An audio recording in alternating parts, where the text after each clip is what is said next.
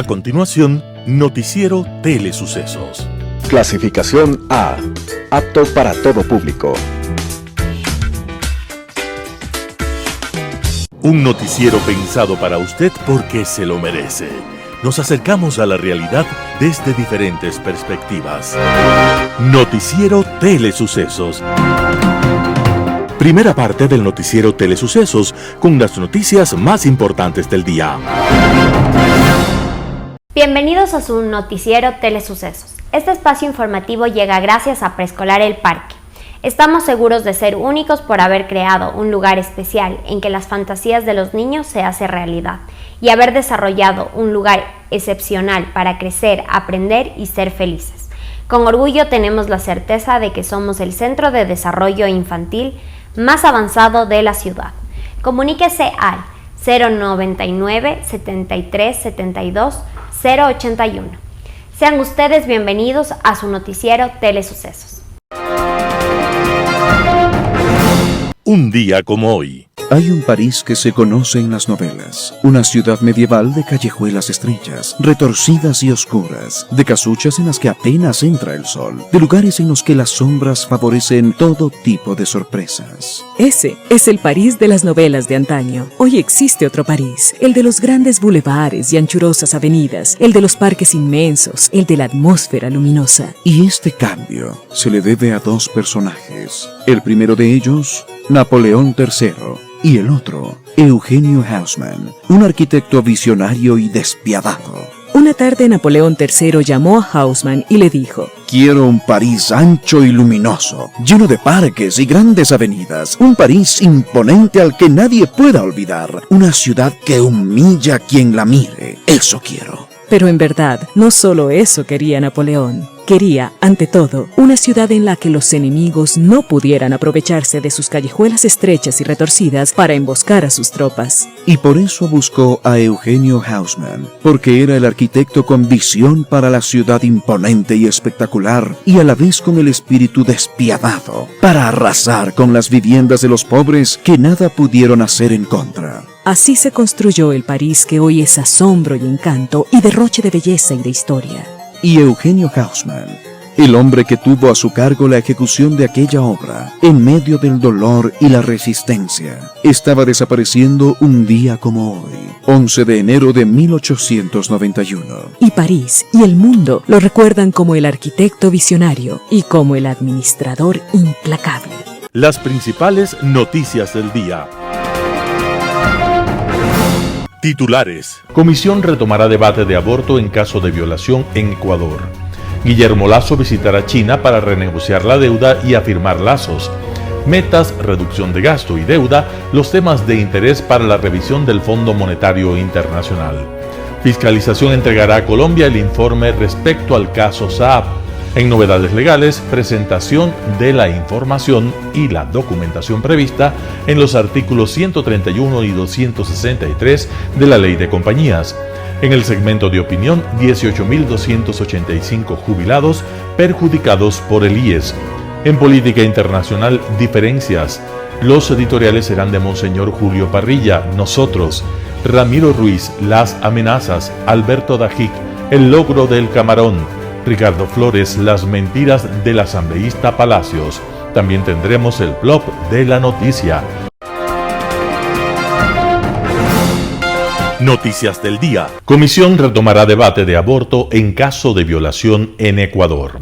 La Comisión de Justicia de la Asamblea Nacional del Ecuador comenzará en este enero las deliberaciones sobre un borrador del proyecto de ley orgánica para garantizar el derecho a la interrupción voluntaria del embarazo en caso de violación. Durante el receso legislativo de fin de año, un equipo asesor sintetizó todas las aportaciones de los asambleístas en el primer debate y sistematizó las realizadas por expertos en nuevas comparecencias sobre los nudos críticos en el proyecto de ley. Entre estos nudos críticos figuran la temporalidad, los requisitos y la objeción de conciencia. Se preveía que la votación del informe para segundo debate fuera el 5 de enero, pero se pospuso porque seguían llegando observaciones que deben incluirse en el documento. Posiblemente la votación del informe tendrá lugar el miércoles 12 de enero, en tanto que en la planificación general se contempla la posibilidad de que la votación en el Pleno de la Asamblea Nacional sea entre el 20 y el 25 de enero. El presidente Guillermo Lasso visitará China para renegociar la deuda y afirmar lazos de amistad.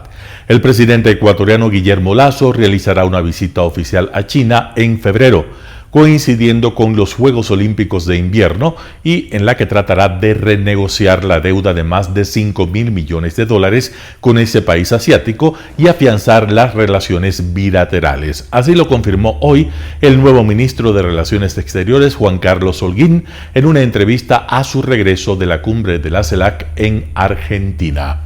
En esta visita serán abordados 7 puntos y uno de ellos es la deuda de poco más de $5.000 millones que Ecuador aún tiene con el gigante asiático.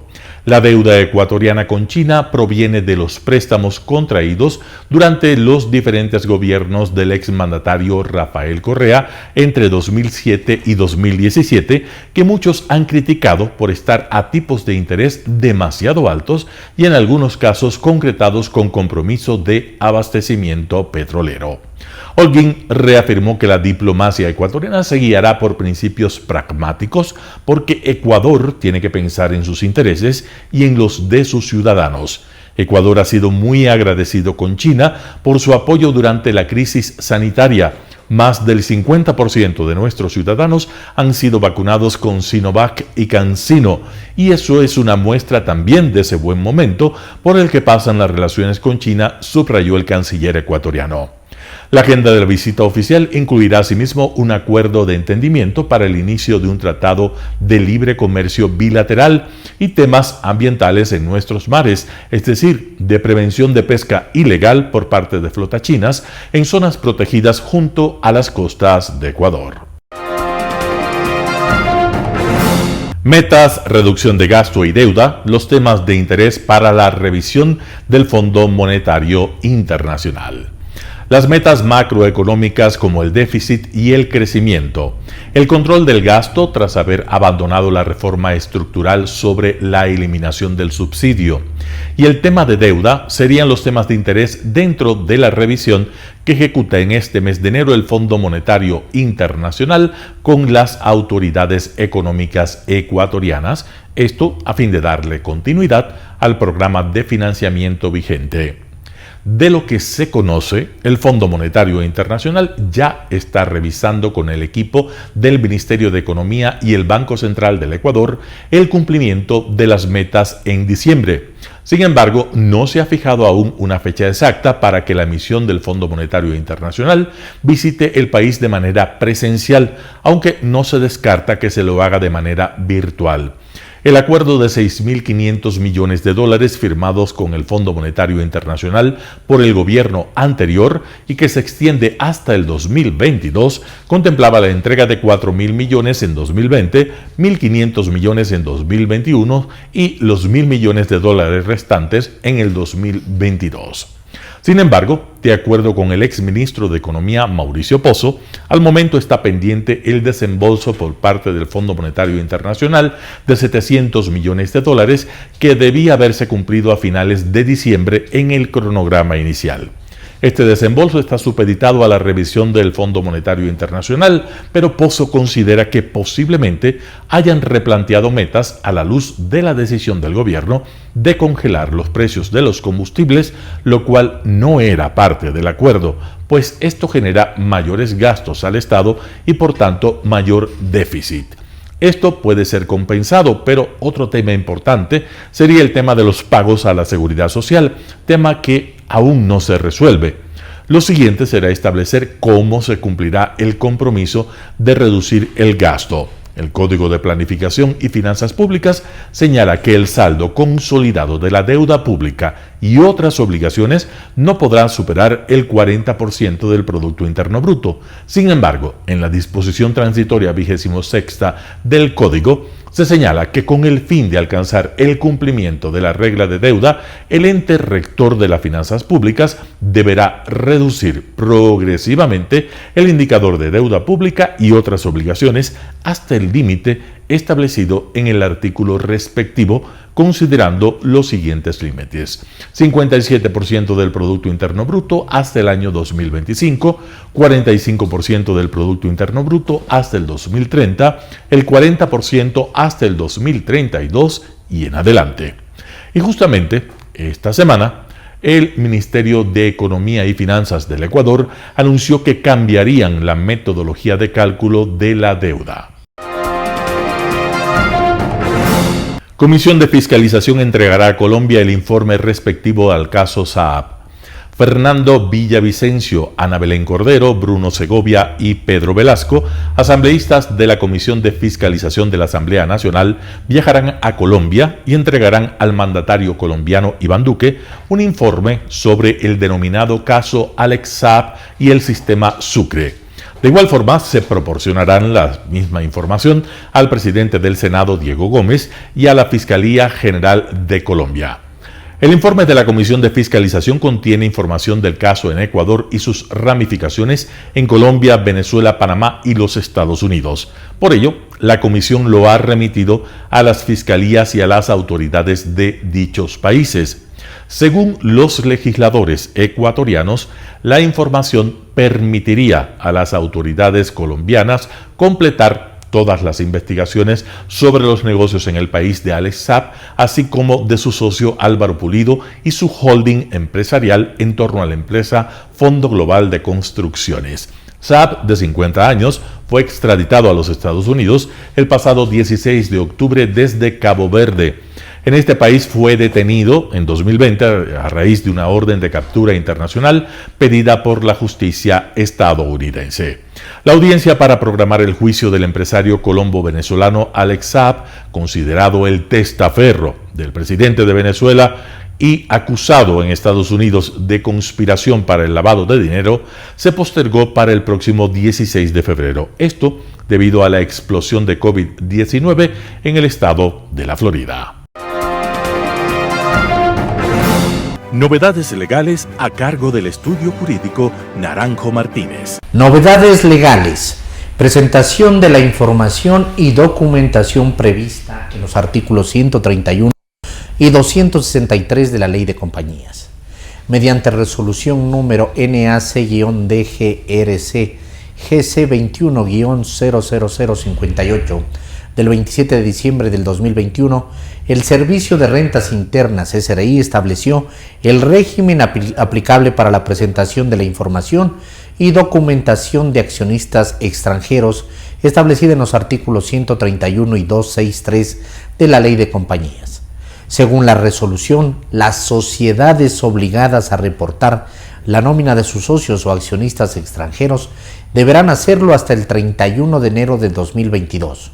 En caso de que la sociedad no hubiera recibido la documentación mencionada en el literal H del artículo 115 y el artículo innumerado a continuación del artículo 221 de la Ley de Compañías por parte de sus socios o accionistas, la obligación deberá satisfacerse dentro de los 5 primeros días del mes de febrero con indicación de los socios o accionistas remisos.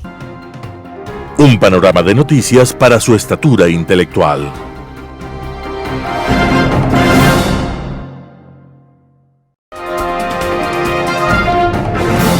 Opinión. Saludos cordiales, amigas y amigos. El tema de hoy, 18.285 jubilados perjudicados por el IES. ¿Qué sucede? Que el 4 de agosto del año 2017, el Consejo Directivo del IES, que lo presidía el señor Richard Espinosa Guzmán, puso en vigencia una resolución 554 para pagar las pensiones jubilares violando, transgrediendo, contradiciendo lo que dispone el artículo 229 de la Ley de Seguridad Social, que manda a que el método de cálculo de las jubilaciones debe realizarse en función de los 5 mejores sueldos, que correspondan a los mejores 5 años de la remuneración de la vida del trabajador. Y establece un procedimiento claro, que no requiere de reglamento. Además, el artículo 229 nos dice que se calculará las pensiones en función del reglamento. ¿Por qué no lo dispone? Porque el artículo 229 es demasiadamente claro, que no requiere de reglamento, no requiere de resolución. Simplemente aplicar el 229, como ya se lo ha hecho, y como se lo vino haciendo, desde el 30 de noviembre del año 2001 hasta el 3 de agosto del año 2017. Pero al señor Richard Espinosa se le ocurrió incluir un texto violando lo que dice el artículo 229 de la Ley de la Seguridad Social, que introdujo en la resolución 554. Él estaba acostumbrado a cometer este tipo de violaciones, ¿no? ¿Qué dice el texto? Para el cómputo de la base de cálculo de la pensión se obtendrá la raíz sesentava del producto de los 60 aportaciones de los 5 años de mejor sueldo o salarios previamente identificados. Esto no dice la ley. La ley lo que dice es de que para el cómputo de la base de cálculo de la pensión se procederá a la suma de 12 meses de imposiciones consecutivas y ese resultado se dividirá para 12, obtenido así el promedio mensual de los sueldos o salarios de cada año de imposiciones del cálculo del afiliado, se seleccionarán los 5 promedios mensuales de mayor cuantía y el resultado de su suma se dividirá para 5 para que dé como resultado cuánto se debe pagar mensualmente a cada jubilado. Esto es lo que dice la ley. Y acá el señor Richard Espinosa, vuelvo a repetir, puso un texto totalmente distinto. Para el cómputo de la base de cálculo de la pensión se obtendrá la raíz sesentava. La ley no dice raíz sesentava, eso lo dice, pero él la incluyó. Y al poner raíz sesentava, trastoca, rompe el sentido de lo que dice el 229 de la Ley de Seguridad Social. Dice, para el cómputo de la base de cálculo de la pensión se obtendrá la raíz sesentava del producto de las 60 aportaciones de los 5 años de mejores sueldos o salarios previamente identificados. Totalmente distinto, rompiendo el sentido de la ley, contradiciendo el sentido de la ley, transgrediendo el sentido de la ley. Por eso entonces que la Corte Constitucional, mediante sentencia que se dio el 28 de abril del año 2021, lo declaró inconstitucional a esa resolución. La decisión de la Corte dice aceptar la acción pública de inconstitucionalidad, y segundo dice declarar la inconstitucionalidad del segundo inciso del artículo 2, sustituido por la resolución 554 CD del 4 de agosto de 2017, expedida por el Consejo Directivo del Instituto Ecuatoriano de Seguridad Social, de conformidad con el artículo 96.4 de la Ley Orgánica de Garantías Jurisdiccionales y Control Constitucional. En tal virtud se otorga al IES el plazo de hasta 180 días para adecuar sus actos y normas del método de cálculo de la Constitución conforme lo señalado en la presente sentencia. Esto es producto de una acción de inconstitucionalidad que la impulsó el 24 de abril y que la presentó el 24 de abril de 2018 el doctor Marco Antonio Praño Maya. Él presentó la acción de inconstitucionalidad al método de cálculo del pago de las pensiones jubilares. Como digo, contradiciendo lo que dispone el 229 de la Ley de Seguridad Social a través de la resolución 554 del señor Richard Espinosa. Muy bien, la Corte dispuso eso. Y sucede que el Consejo Directivo del IES, mediante la resolución 641 del 29 de octubre del año 2021, puso en vigencia esta resolución y dispuso, artículo 1, derogar la disposición reformatoria 27ª de la resolución 554 de 4 de agosto de de 2017. O sea, la dejó sin vida jurídica a esta 27ª disposición de la resolución 554. La dejó sin vida jurídica, la dejó sin oxígeno jurídico a esa parte de la resolución. ¿Y qué dispuso? Artículo 2. Restablecer el contenido del artículo 2 de la resolución CD 100 de 21 de febrero de 2006, cuyo contenido es el siguiente. La base de cálculo de la pensión del régimen de pensión será igual al promedio de los 5 años de mejores sueldos o salarios sobre los cuales se aportó. Y luego dice, para el cómputo de la base de cálculo de la pensión se procederá a la suma de 12 meses de imposiciones consecutivas y ese resultado se dividirá para 12, obtenido así el promedio mensual de los sueldos o salarios de cada año de imposiciones del afiliado. Se seleccionarán los 5 promedios mensuales de mayor cuantía y el resultado de la suma se dividirá para 5. Entonces, clarísimo. Y los señores del IES no han hecho el recálculo. Digo en forma categórica y directa. El Consejo Directivo del IES, a pesar de haber puesto en vigencia esta resolución, no han llevado a la práctica, no han llevado a la ejecución lo que está en esta resolución, porque ellos al derogar la resolución 554 de 4 de agosto del 2017 le dejaron sin vida jurídica a esa resolución. Es como no haber existido. Y es como no haber existido cuando ellos restablecen el artículo 2 de la resolución 100 de 21 de febrero de 2006. ¿Qué quiere decir eso? Que entonces, al restablecer esa disposición de la resolución 100 de 21 de febrero de 2006, quiere decir que esta resolución no sufrió ninguna interrupción, no sufrió ninguna modificación en el camino, no fue reformada, sino que se mantiene auténtica, se mantiene sin modificación, tal como fue promulgada en el 2006. Entonces, ¿qué quiere decir? Que todos los jubilados están amparados primero en el artículo 229 de la Ley de Seguridad Social y en el artículo en la resolución del año 2006, la resolución 100. En eso deben estar amparados todos los jubilados y por lo tanto este perjuicio que se está causando a 18.285 debe parar. Ya no debe prorrogarse más tensión, más preocupación a los jubilados y hacerse el recálculo para pagar en forma correcta las pensiones jubilares. Eso es todo, señores miembros del Consejo Directivo del IES, y no se den la vuelta, no se sigan dando la vuelta, como dice el dicho, en la vuelta del músico. No, sean ejecutivos, cumplan lo que ustedes mismos han resuelto. Muchas gracias. Global Hoy con Alan Carney. Un país muy poco conocido a pesar de su gran extensión se ha convertido en noticia de primera plana durante la semana pasada.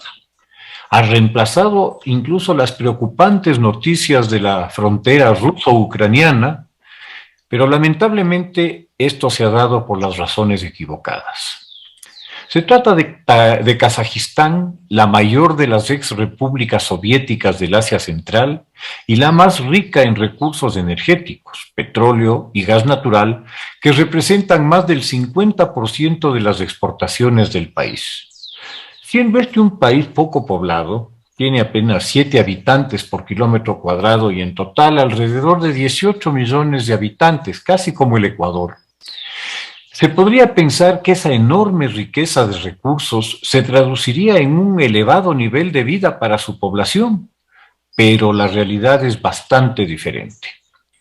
A raíz del derrumbe del Imperio Soviético en 1992, hace ya 30 años, el país fue tomado, como buena parte de la ex Unión Soviética, como botín y feudo personal de los antiguos líderes del Partido Comunista y en este caso de Nursultán Nazarbayev, el último presidente de la era comunista, totalmente opuesto a la extinción de la URSS, al punto que fue la última república soviética en proclamar su independencia. Ya en el trono, su reinado fue inamovible durante los siguientes 29 años, hasta 2019, cuando renuncia a su cargo a los 79 años de edad, tras haberse impuesto en múltiples elecciones, entre comillas, como es normal en los regímenes autoritarios cercanos a Rusia, prácticamente con el 100% de los votos. Instauró un culto a su personalidad muy en línea con Stalin o con Mao, con estatuas suyas por todas partes y con el cambio de nombre de la capital que obviamente ahora lleva el suyo, Nur-Sultán. Kazajistán fue incorporado al Imperio Ruso a mediados del siglo XVIII y en 1936 se proclamó como República Soviética. Stalin la utilizó como un enorme campo de concentración donde fueron a parar varios millones de personas, desde los infelices sobrevivientes del genocidio ucraniano hasta varias minorías incómodas como los 800.000 alemanes del Volga que se habían asentado en Rusia por invitación de la zarina Catalina a principios del siglo XIX, o los tártaros de la Crimea y otros grupos túrquicos, coreanos y, claro, los perseguidos ideológicos y políticos del stalinismo.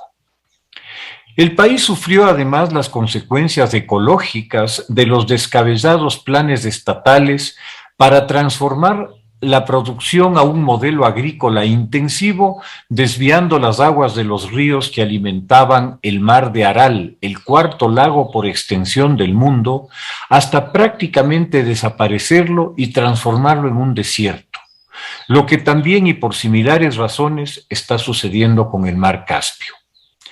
Para mayor agradecimiento a la URSS, Kazajistán fue favorecido como el sitio ideal para realizar las pruebas de bombas atómicas y de hidrógeno soviéticas en el polígono de pruebas nucleares de Semipalatinsk, donde se hicieron estallar sobre la superficie 30 dispositivos atómicos, 86 en el aire y 340 pruebas subterráneas.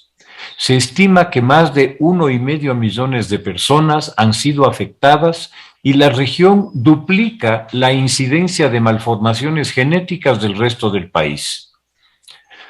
También se ubicó en el suroccidente del país el cosmódromo de Baikonur para reducir los riesgos de algún accidente grave y desde el cual se desarrolló todo el programa espacial soviético y luego ruso hasta 2016, cuando el presidente Putin consideró inaceptable que una instalación tan sensible no estuviera en territorio ruso y creó un nuevo centro espacial en la Siberia Oriental. Finalmente, fue en Kazajistán donde se ubicó buena parte de los hilos de lanzamiento de misiles balísticos, de tal manera que, de haberse producido un conflicto nuclear, esos hilos hubieran sido el blanco de los misiles enemigos. Como se ve, la fraternidad ruso-kazaja no ha sido la mejor experiencia para el país, cuya herencia sanitaria, ecológica y política lo que muestra es la histórica indiferencia rusa por los derechos de propios y extraños, y ni qué decir del más elemental respeto por el medio ambiente, como demostró fehacientemente su manejo de la tragedia de Chernóbil. Las noticias mostraron una protesta social de grandes proporciones en varias ciudades y regiones del país, con una movilización muy significativa de una población inicialmente indignada por la duplicación de los precios de los combustibles, particularmente del gas, que al parecer se emplea en el transporte. Rápidamente la protesta escaló a mayores y la violencia se desató con la toma del aeropuerto internacional de la capital, nada menos, con la consiguiente disrupción del tráfico aéreo, con la destrucción e incendio de varios edificios públicos, que trajo malas memorias, de vehículos, con saqueos de comercios y enfrentamientos con la policía y el ejército. Por lo que se sabe, que no es mucho dado el bloqueo del Internet por las autoridades, los muertos se cuentan ya por centenares, los heridos por millares y los detenidos quién sabe. Con el crecimiento de la violencia, el heredero designado a cargo del gobierno, el presidente Kassim Tokayev, aceptó la renuncia del gabinete y dejó sin efecto por 6 meses la pretendida alza de los combustibles, suponiendo que esto frenaría la protesta, cosa que no ocurrió, pues los manifestantes pasaron a exigir ya un cambio de fondo en la autoritaria estructura política del país, así como un freno a la profunda corrupción del partido gobernante. El presidente respondió acusando a los manifestantes de terroristas y golpistas que habrían sido entrenados nada menos que por el director de Seguridad e Inteligencia del Estado, que ha sido detenido acusado de traición y de intento de golpe de Estado. Tokayev ha solicitado y obtenido rápidamente, cabe destacar, la intervención de las Fuerzas Armadas de varios países vecinos bajo un paraguas de asistencia común. Naturalmente, el núcleo de estas fuerzas externas lo constituye el contingente ruso, enviado en 27 aviones de gran capacidad para desplegarlos inmediatamente sobre el terreno.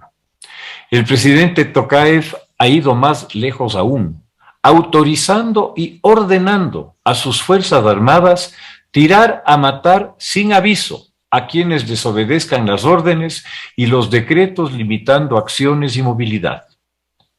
Cuando en el título de este comentario hablo de diferencias, me refiero a cuán distinto es vivir en una sociedad imperfecta, con fallos, con injusticias, pero bajo principios democráticos y de esencial respeto por los derechos individuales y humanos, con instancias legales y jurídicas a las que recurrir y con un derecho a la protesta dentro de la ley, frente a estos modelos autocráticos, represivos y violentos que vemos en acción en Kazajistán hoy, pero que ayer lo vimos en Bielorrusia, en Rusia, en Hong Kong, en Cuba, en Nicaragua. Hablamos de niveles de represión sobre los cuales no tenemos idea por carecer de referentes, como no sean las dictaduras de los años 70 y 80 del siglo pasado. Fácil resulta imaginar dónde estarían nuestros protestantes locales en cualquiera de esos países, de no haber sido muertos con total impunidad por las fuerzas de seguridad. Estarían encerrados en campos de trabajo en condiciones infrahumanas, como los detenidos por las dictaduras cubana o venezolana, en la indefensión más absoluta, torturados y, de ser necesario, convenientemente suicidados. Ojalá se les cruce por la mente a nuestros héroes criollos de cara a sus próximas acciones que aquello que más celosamente se debe cuidar y preservar es esa básica libertad que solo existe en las sociedades democráticas de nombre y de fondo, guiados por aquella memorable frase de Benito Juárez: entre los hombres, como entre las naciones, el respeto al derecho ajeno es la paz. Muchas gracias. Editorial. Nosotros, por Monseñor Julio Parrilla, El Comercio. La pandemia del COVID-19, todavía lejos de acabarse, ha dejado en evidencia algunos problemas que ya cargábamos a nuestras espaldas. Pongo por caso la pobreza y la inequidad de nuestros países y de otros muchos países del mundo. Pero también ha difuminado otras realidades que, si algún día la pandemia es controlada, volverán a aparecer con fuerza. Me refiero especialmente a los migrantes y refugiados. Podemos mirar hacia otro lado, levantar muros, cerrar puertas, devolver a la gente en caliente y negarles a todos los ilegales el pan y la sal. Triste sería porque, más allá del derecho que todos tenemos de buscarnos la vida, puede que algún día también nosotros tengamos que hacer de nuevo la mochila del vete a donde puedas. No perdamos la memoria. Hoy, ante el dolor de tanta gente que tiene que dejar casa, familia, tierra y cultura, estamos llamados a construir un nosotros cada vez más grande. La presencia de extraños siempre crea inquietud y miedo. Tanto el Evangelio cuanto una ética humanista nos invitan a ensanchar el horizonte de la amistad y de la fraternidad. Extraño no es el diferente, sino aquel que nos hace daño, humilla y desprecia. A veces el extraño vive a nuestro lado. La vacuna que hoy la familia humana necesita es salir de un nosotros pequeño, reducido por fronteras e intereses políticos y económicos, un nosotros que acaba ahogando la condición humana. La pandemia nos ha hecho mucho daño y, sin embargo, no ha dejado de ser un tiempo de aprendizaje. Hemos aprendido a constatar que todos estamos interconectados, que compartimos destino y viaje y que compartimos el mismo barco en medio de muchas tormentas y no pocas esperanzas. Todos somos responsables de la vida de quienes nos rodean. El Papa Francisco insiste en ello. Migrantes y refugiados no son peones sobre el tablero de la humanidad. Comparten el mismo deseo legítimo de conocer, tener y sobre todo ser alguien. Ojalá sepamos construir un nosotros tan grande como la esperanza de los pobres. Monseñor Julio Parrilla, El Comercio. Las amenazas, Ramiro Ruiz. Hace unos días, el escritor Mario Vargas Llosa dijo que la democracia latinoamericana está amenazada. La izquierda obstinada sigue luchando por reconquistar el poder en Chile y en Colombia. Los países como Venezuela, Cuba, Nicaragua y Brasil se han dedicado a destruir la democracia a más de liquidar la economía y la dignidad de los ciudadanos.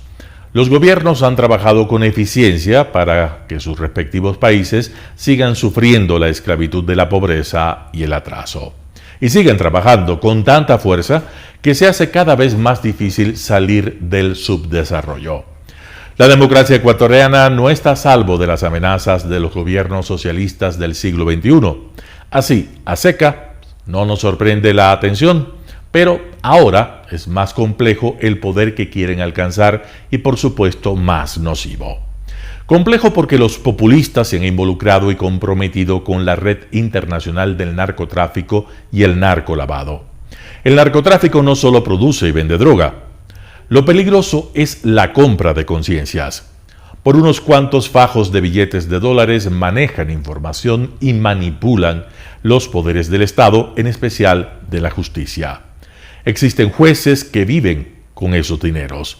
Mientras se mantenga este sistema voraz, prevalecerá la impunidad y la injusticia.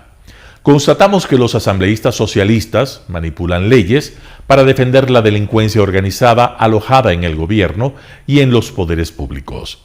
Los dirigentes de los partidos políticos populistas financian sus acciones con dineros blanqueados. Son innegables los métodos y planes operativos de los opositores a la democracia. Por ejemplo, las paralizaciones del país que desmantelan la paz social, detienen el trabajo, destruyen carreteras, edificios y producen pérdidas millonarias. Gracias a la globalización de la comunicación, las catástrofes naturales, así como los acontecimientos antisociales, llegan con información a los países más conocidos del mundo de los negocios, de la tecnología y del mundo financiero, que pueden invertir en los países subdesarrollados. Este es puntualmente el caso ecuatoriano. El mundo real se transforma en un mundo virtual a través de las redes. Enseguida, las entidades mundiales que manejan la economía y las empresas que analizan cada detalle y levantan informes desfavorables para las relaciones internacionales, en especial cuando se trata de conflictos económicos y sociales propiciados y costeados por el poder ilícito. Uno de los aciertos de valentía y coraje del gobierno ha sido poner al descubierto y presentar a la opinión pública los procedimientos catastróficos que han causado el desempleo, la delincuencia común, la corrupción. Ahora son problemas cotidianos inconfundibles. La antigua realidad de convivencia pacífica se ha transformado ahora en una utopía. La lucha contra el subdesarrollo es solamente un solitario anhelo. Todavía los homicidios han aumentado. Las masacres por grupos armados y bandas criminales han alcanzado niveles no vistos en la historia del país. El derecho de las instituciones de los ecuatorianos es exigir que el sistema judicial investigue los vínculos entre el crimen organizado, los políticos, las cúpulas y las tropas de las fuerzas de seguridad. Y por supuesto, procesar a quien sea necesario. Mientras esto sucede, la oposición se opondrá a las reformas legales que necesita el país para una convivencia normal de tranquilidad. Estas son las amenazas aborrecibles que enfrenta el país y el gobierno. Cuando comienza un año nuevo, no es nada bueno revolver el pasado, pero es digno no repetir errores. Si el gobierno actual repite lo que ya han hecho las administraciones del pasado, en el futuro conseguirá los mismos resultados. Ramiro Ruiz. El logro del camarón. Artículo de Alberto Dajic, publicado en Diario El Universo. Hace muy pocos días se hizo oficial en el mundo que el Ecuador se había convertido en el primer país del planeta en superar la barrera del 1.000.000 de toneladas métricas de camarón producido en piscinas. Esto es con acuacultura. Gigantes en territorio como la China y la India no alcanzan a producir lo que este bendito y pequeño territorio llamado Ecuador produce. Esta hazaña que no solo nos hace ya los más grandes exportadores, sino también productores. En banano somos los primeros exportadores mundiales, pero no productores, pues la India y el Brasil nos superan. Es consistente con historias de éxito como la balsa, la tagua y el cacao, que en su momento nos hicieron los primeros exportadores mundiales. El cacao fue un mérito enorme, pues sin el Canal de Panamá, enfrentando a países como el Brasil y los de la costa oeste africana, pudimos convertirnos en el primer exportador mundial a pesar de la desventaja geográfica, hasta que la escoba de la bruja, plaga fatal, destruyó la capacidad productiva del país. En todos esos casos la historia es la misma. Emprendedores, empresarios visionarios, quienes sin gran apoyo estatal lograron lo que es realmente difícil: penetrar en un mundo donde no hay protecciones, sino todo lo contrario, una competencia feroz. Aquellos que en los años 70 iniciaron esta actividad, observando que luego de que los aguajes se quedaban unos camarones emposados, que luego se podían cosechar y que empezaron a hacer muros, luego piscinas más técnicas, precriaderos, laboratorios tanto de desove cuanto luego de fertilización, los que luego mejoraron técnicas de oxigenación del agua y aireación, de formulación de alimentos balanceados más eficientes y de alimentación del camarón con software. Todos esos empresarios han hecho un trabajo mucho más eficiente que el de todas las burocracias de los famosos Instituto Nacional del Banano, Programa Nacional del Banano, Programa Nacional del Cacao y 1000 instituciones más. Gracias a Dios, el 1.000.000 de toneladas se ha logrado, porque precisamente no hay ni nunca hubo un Instituto Nacional del Camarón. Este extraordinario logro ha sido producto de muchos sacrificios: vencer la mancha blanca, soportar varios fenómenos del Niño, resolver la crisis de mortalidad de larvas, infecciones y ciclos de precios bajos, así como tácticas de países compradores que han sido perversas. Pero los empresarios camaroneros han vencido todo y han puesto al Ecuador en el lugar número 1 del mundo. Y esto siendo no una actividad extractiva, sino una actividad totalmente renovable. Es sencillamente un cultivo, como cualquier otro, renovable. Y los manglares, luego de una toma de conciencia, se han preservado, y el cuidado ambiental también. Es un sector que ha entendido que la supervivencia depende de conservar la naturaleza y saber protegerla. Contrastamos este logro con las actividades de otras empresas que les venden a los ecuatorianos productos muchísimo más caros que los producidos en el mundo y que reciben protecciones del Estado para mantener su ineficiencia. Pensemos en el costo que esto tiene para el Ecuador. Y esos camaroneros, que son los número 1 del mundo, lo hacen comprando camiones y vehículos que cuestan más de lo que deben costar por la protección que hay a empresas ineficientes. Y esos camaroneros que compiten con países donde los salarios son más bajos, Lo hacen a pesar de que cuando compran muchas cosas tienen que pagar precios más altos que en el mundo, por las distorsiones de políticas que en vez de apoyar el sector exportador, apoyan a quienes se sustentan en el proteccionismo y la ineficiencia. Doble mérito, doble hazaña la del sector.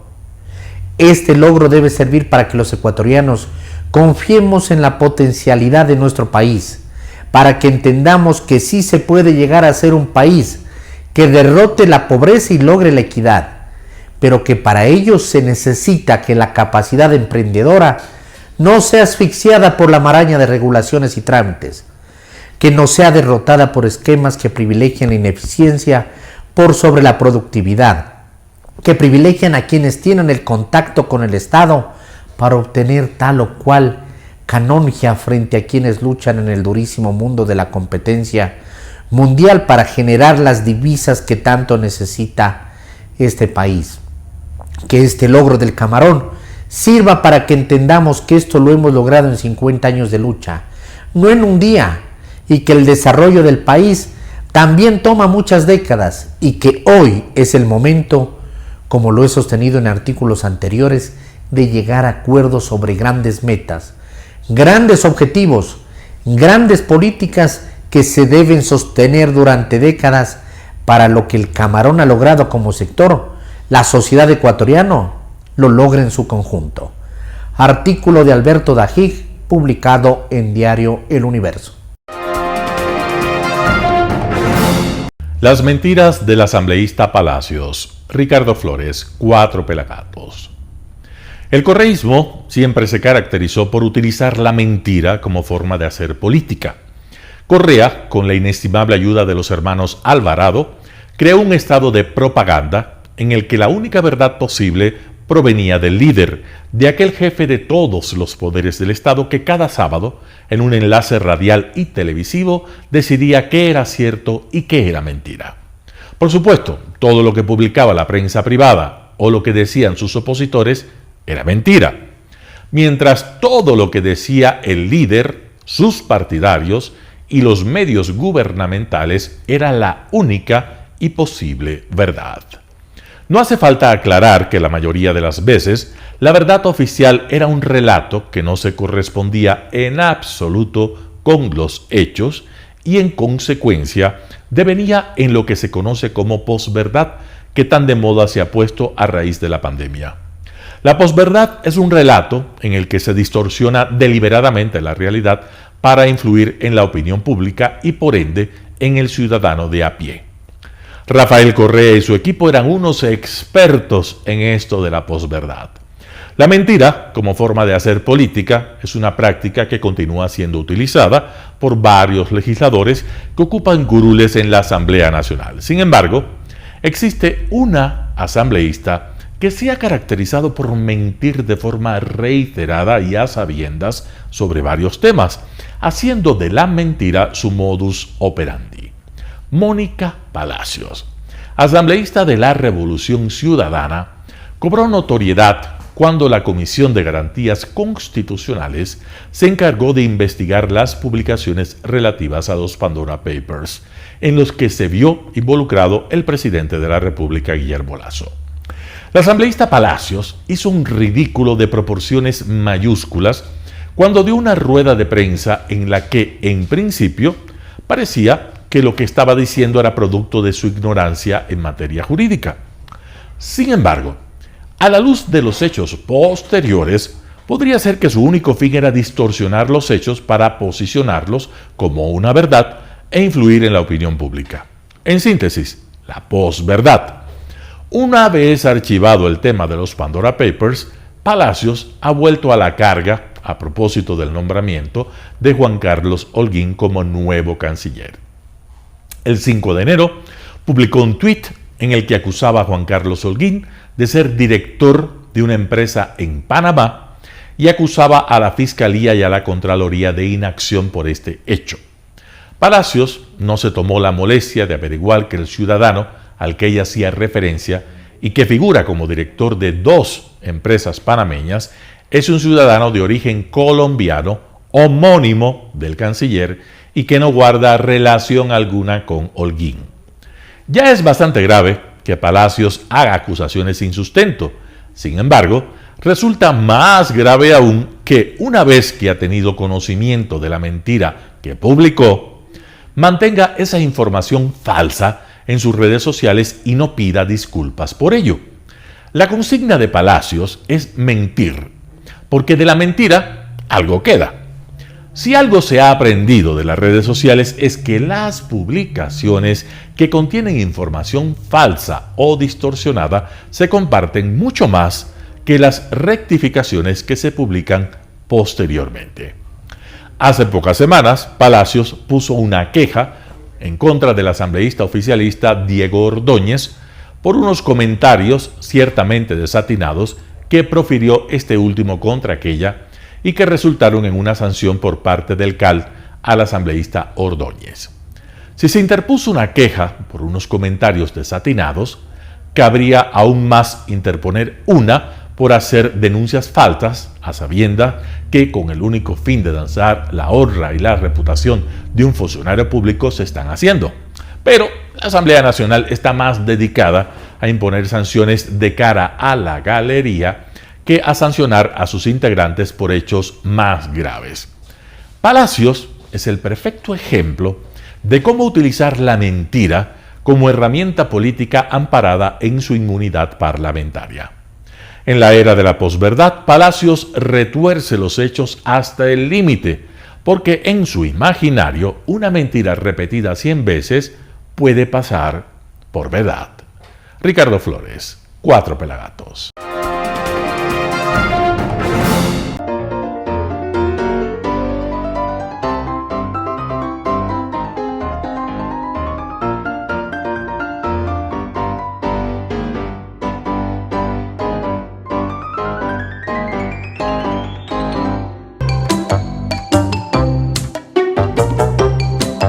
El plop de la noticia con Andrés Castillo. Martes 11 de enero del 2022. Hola, soy Andrés Castillo y este es el plop de la noticia. En estos días vemos en las redes sociales y en las redes convencionales cómo se va desarrollando el escándalo del señor Alex Saab en torno a los diferentes aspectos que tienen que ver con los cruces de información y con los cruces de recursos a través del sistema Sucre. Y aparecen una serie de involucrados en el problema, una serie de alcahuetes del señor Saab. El señor Saab, dicho sea de paso, es el testaferro declarado del señor Nicolás Maduro. Los Estados Unidos lo han perseguido por aquello, lo tienen ahora detenido y claro, esos procesos de investigación de la justicia norteamericana hace aparecer como que el señor Saab en efecto llevó adelante todo un plan de delincuencia organizada internacional para blanquear recursos, para blanquear dinero y para llevarse a los bolsillos de quienes abrazan los procesos revolucionarios en Latinoamérica una cantidad considerable de platita. Y resulta que la señora Piedad Córdoba Bonita es la seguidora de las FARC, viuda del señor Raúl Reyes y de todos aquellos que sumergieron a Colombia en la violencia y en el delito organizado, se ha sentido aludida, se ha sentido ofendida por las declaraciones del asambleísta Fernando Villavicencio. Y le ha dicho que va con todo. Y le ha dicho que le va a seguir los procesos penales correspondientes, porque nadie puede tocarle el nombre de la señora Piedad Córdoba. Mire, doña Piedad, usted sabe muy bien cuáles son sus cercanías con la guerrilla, cuáles son sus cercanías con Petro, cuáles fueron sus cercanías con Chávez, cuáles son sus cercanías con Maduro. Por lo tanto, aquí hacer un baño de falsa dignidad no viene al caso. Señora Córdoba, no se meta con los procesos de investigación. Cuidado, y esas palabras que dice hoy se la hacen tragar mañana. Más bien, si es que no tiene nada que ver, pruébelo ante los juzgados y tribunales. Si es que tiene algo que ver, pues sin duda alguna la justicia vendrá por usted. No busque chivos expiatorios ni enemigos donde no tiene. Soy Andrés Castillo Maldonado y esto es el plop de la noticia. Hasta mañana. Gracias por sintonizar el noticiero Telesucesos. Este espacio informativo llegó gracias a Preescolar El Parque.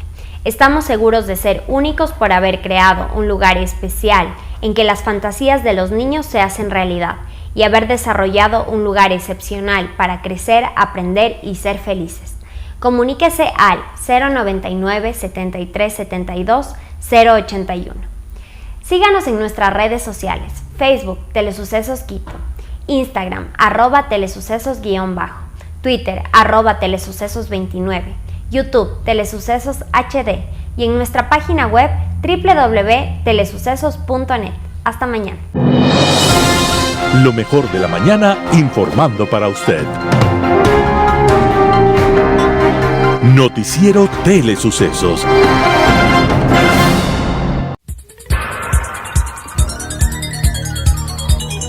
Las opiniones vertidas en este espacio por la producción y dirección del programa son de exclusiva responsabilidad de sus autores y de quienes intervienen en ellos.